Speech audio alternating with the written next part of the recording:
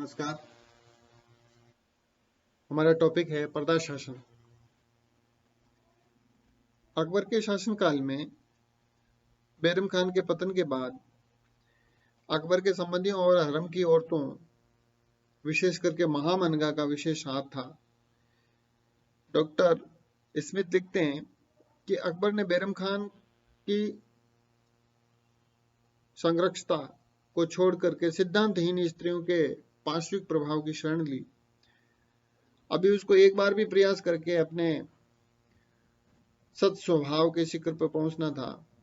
अकबर इस समय 18 वर्ष का था, इसलिए बहुत हद तक औरतों के प्रभाव में आ जाना कोई असंभव बात नहीं थी। इस कारण कुछ इतिहासकारों ने इस समय को पर्दा शासन अथवा पेटिकोट सरकार के का समय कहा है, या उसके नाम से पुकारा गया है इसको।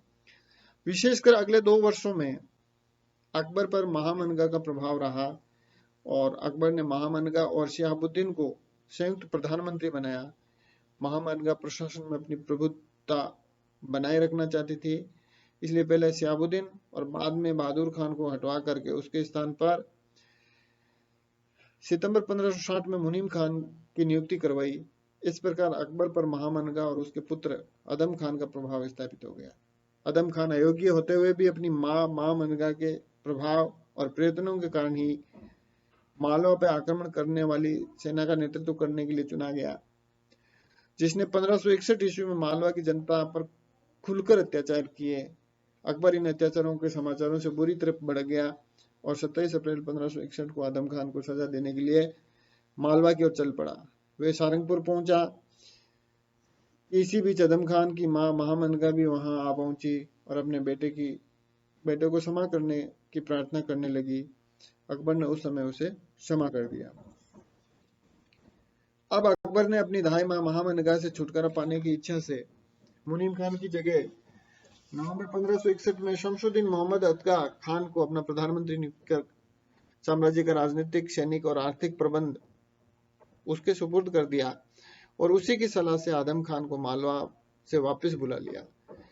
ये नियुक्ति महामनगा, आदम खान, मुनीम खान, शिहाबुद्दीन और अहमद खान तथा हरमदल के अन्य प्रभावशाली सदस्यों को बहुत बुरी लगी।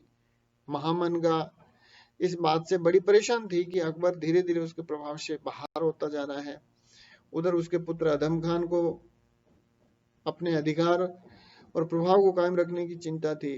अतः 16 मई 1562 ईस्वी को अपने कुछ साथियों के साथ महल में जा पहुंचा और प्रधानमंत्री अतका खान को, जो दफ्तर में बैठा हुआ था, काम कर रहा था, मार डाला। उसको बादशाह की कृपा पर विश्वास था, अतः वे महल के शाही बाग की और बढ़ा जहां अकबर सो रहा था। एक ख्वाजा ने उसका रास्ता रोक दिया। शोरगुल की आवाज सुनकर के अकबर बाहर आया और उसने आदम खान से प्रधानमंत्री की हत्या का कारण पूछा। आदम खान ने अकबर का हाथ पकड़ने तथा उसकी तलवार छीनने का प्रयत्न किया। इस पर अकबर ने क्रोधित होकर के उसके मुंह पर एक घुसा मारा, जिससे बेहोश हो गया। बाद में बादशाह की आज्ञा से आदम खान के हाथ पैर बांध कर उसे महल की छत से नीचे फेंकवा दिया गया, परंतु वह मरा नहीं। तब उसे दोबारा फेंकवाया गया। दूसरी बार में उसकी गर्दन टूट गई और वह तुरंत मर गया। आदम खान के साथी मुनीम खान, शिहाबुद्दीन तथा अन्य लोग सजा के डर से भागे। अकबर ने सारी घटना जान करके महामनगा को, जो बीमार पड़ी थी, सुनाई। उसको अपने पुत्र वध का इतना शौक हुआ कि वे 40 दिन बाद मर गई। अब अकबर हरम के प्रभाव से पूर्णतः मुक्त हो गया था और स्वतंत्र रूप से शासन करने लगा। तो इस प्रकार ये सन 1560 से 62 लगभग 2 वर्ष का समय जो था, वो अकबर के जो शासनकाल में इसको पर्दा शासन या पेटिकोट सरकार के नाम से जाना जाता है। Thank you.